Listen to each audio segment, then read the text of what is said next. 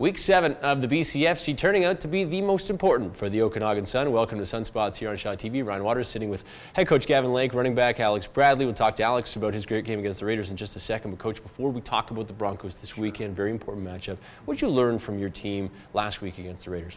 Well, several points. Number one, we weren't ready to play. We weren't ready to play at a level that we need to play right from the get-go.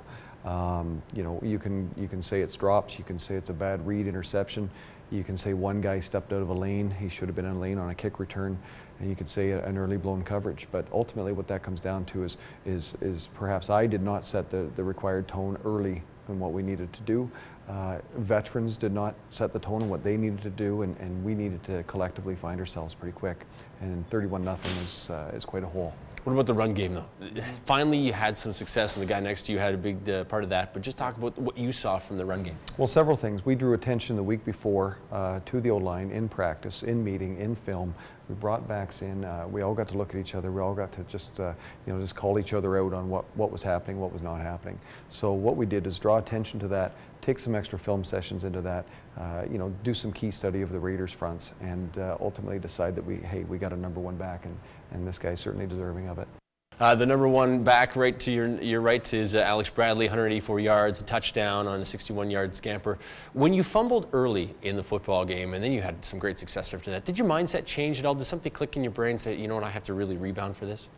Yeah, well, I was a little angry that I fumbled it, and I was definitely thinking for the rest of the game to make sure I hang on to the ball tight, and I kind of put it on myself to get back the points that they got from my fumble, and I guess I did that. Yeah, you certainly did. The O-line opened up some pretty big holes. Was it easy to run?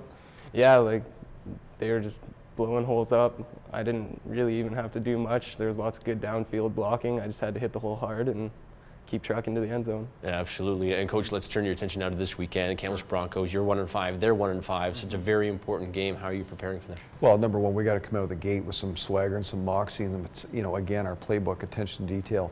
Veterans have to step up and make plays when they're called upon. Coaches need to understand that, hey, this is the right mindset we need to establish at the start of practice. We will change some things up in practice, probably start a little bit of a tempo or intensity a little bit sooner to touch upon that. We're definitely tightening up the defensive side of things in terms of coverage responsibility, and then we'll see what we can do with that.